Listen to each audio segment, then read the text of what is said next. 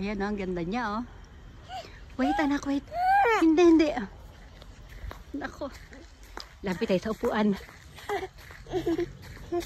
Oh, dali. Ayan, may mga violet, oh. Ito. Wow. No, anak, dirty. Don't touch. Oh, ito yung upuan nila. Ang ganda. Kaya lang basa. Wet, Kane, wet. Wet. Ay, meron pang ano dun, oh. Ang cute ng korte ng bahay. Oh, ito yung mga puno. Wow. Ang ganda ng mga flowers sa paligid.